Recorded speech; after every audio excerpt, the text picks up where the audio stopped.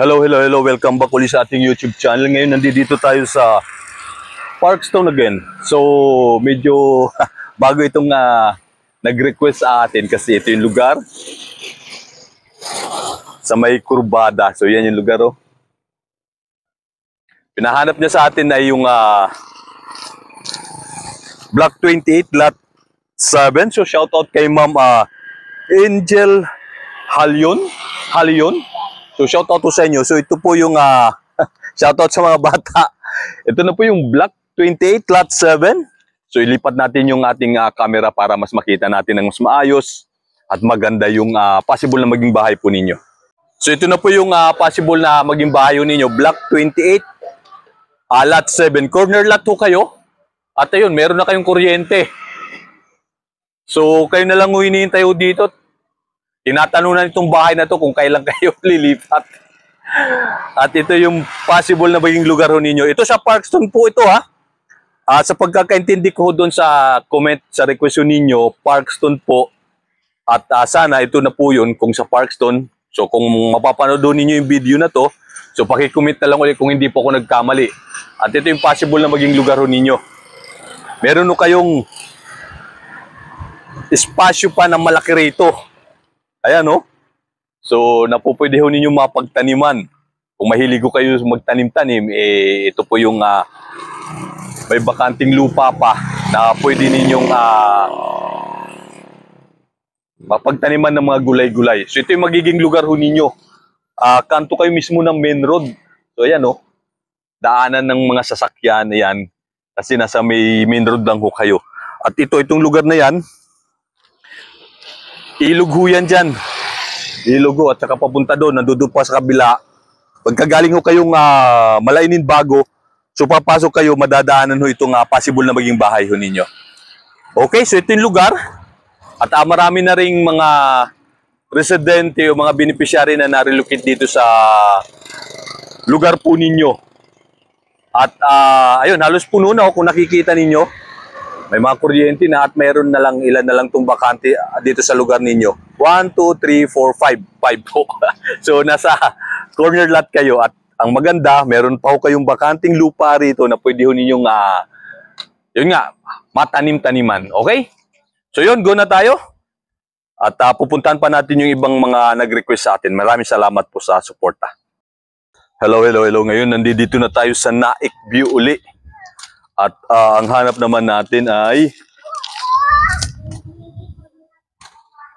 Block 20, 24 at 41, 56. So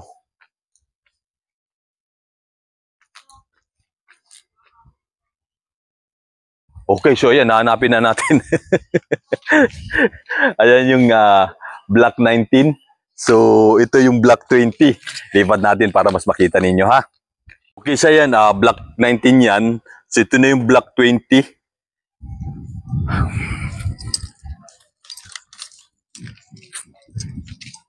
Dulo na ito dito sa may ng Naik View. Pero mas malapit lang ito sa gate.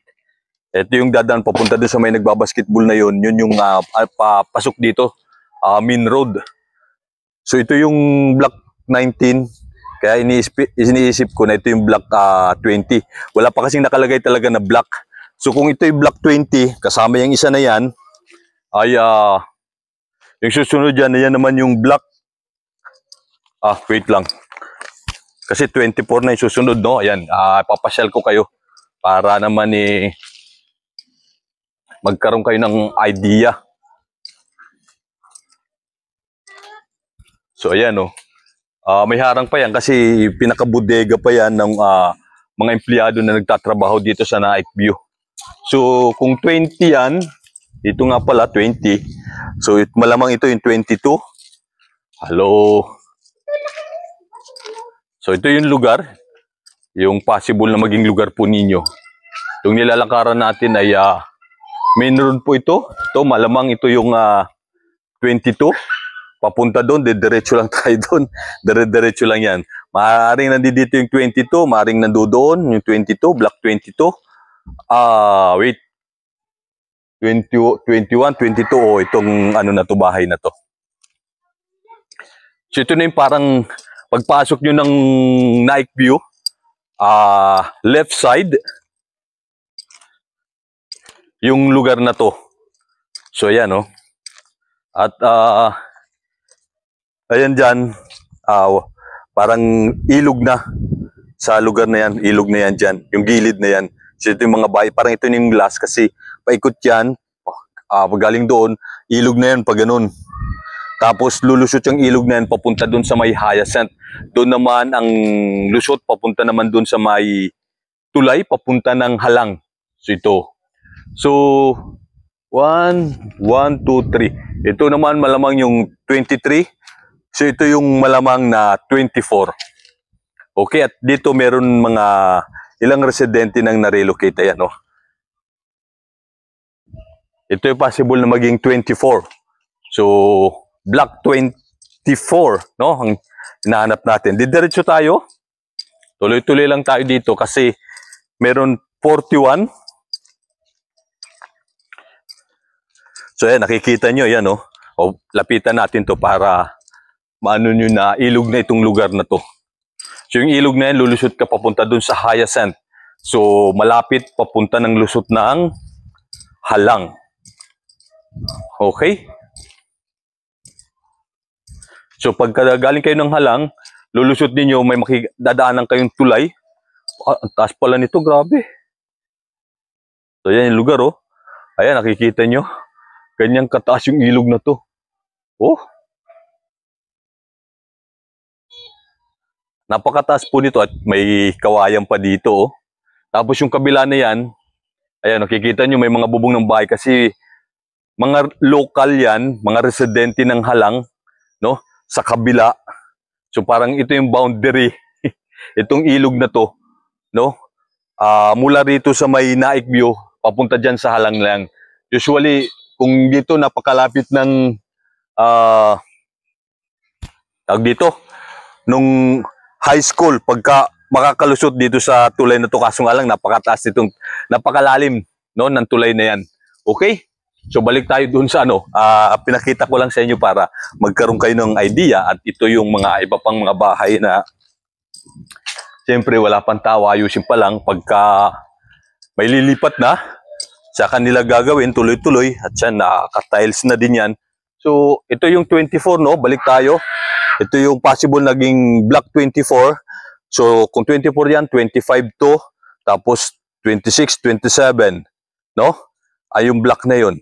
At kung ganun yung orientation, wait lang, parang may nakita tayo dito na nakalagay BLK. So meaning block. O yan nga, oh, nakikita. O block 11 ito possible. So may nakalagay na BLK. Ayan, oh. Tapos 11. So malamang ito yung block 11. Okay? Dito sa lugar na to, dito sa ano na to, may bababa nga yung block, no? Ito yung sumunod na to. So ilan na yun? 26, no? Yung last na yun doon. At kung 26 na yan, malayo yun. So diretso muna tayo dito para kayo ng idea. So nakita natin, may nakita tayong BLK, malamang block 11 yan. Kasi itong lugar sa kabila natin, sa kaliwa na yan, magmula doon sa umpisa doon, mabababa yung block. Tapos ito rito sa kabila. Okay, so ito para magka-idea din kayo na itong lugar na to, itong dulo na to ay ilog din to. Connected papunta doon sa ano. So ayun, no, kikita nyo yung mga bahay na ito yung last. Tapos ay lang. Ayun. So dito, dalawang bahay na lang to. Ang problema nga lang dito, ayan, oh. Kapag nandito kayo, naglalans, ano ba tawag to? Nag-i-eros, oh. Ayun, oh, lalim, oh. Kasi nga, ilog po itong gilid na to. Ayun din dito sa kabila, oh. Hindi na to, kumbaga hindi na advisable na tirahan itong lugar na to. Kaya nakikita nyo, oh, para may sinkhole, no? Kakaroon ng butas. So may dalawa. At kasi yan, ito, ilog na to, ang lalim nito. Ang lalim mo ng ilog yan. Ngayon, kung nakikita ninyo, Kikita nyo itong puno na to. Ang taso yan, pero at itong kawayan, no? Halos di na tayo kalayuan sa pinakatuktok ng kawayan na to pagka nandito ka. Okay? So yun, kung 26 ayun tama. May nakita rin tayo na 27 dito sa lugar na to. So ito ay 100% 27 na to. Okay? So dito tayo. So tayo dito, ayun, may nakita tayo. Na-excite ako kasi nakita ko merong nakalagay na BLK 27. So kaya itong lugar na to ay malamang 26. Tapos yun, no? Lapitan natin para mas makita natin sa camera natin. No? Yung sinasabi ko. So ayan, no? Ikita nyo na ba?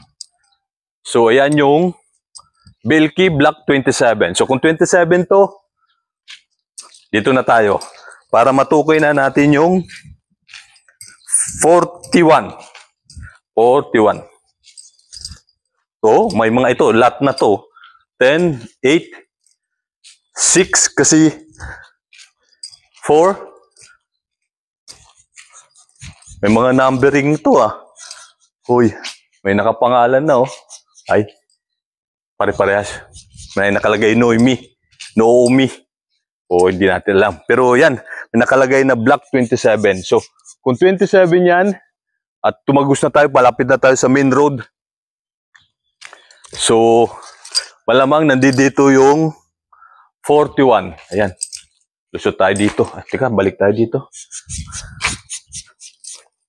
So, ayan Kita nyo yung truck na yan dyan. May basketballan. Bali, isang kanto na lang lusot dito. Itong lugar na to. Nandiyan na yung main road. Okay, diretso na tayo. So, dito naman, kita nyo, ilog na rin yan dyan. Ito na yung pinakalas na bahay. So, ilog na rin yan dyan, yung mga mapupuno na yan.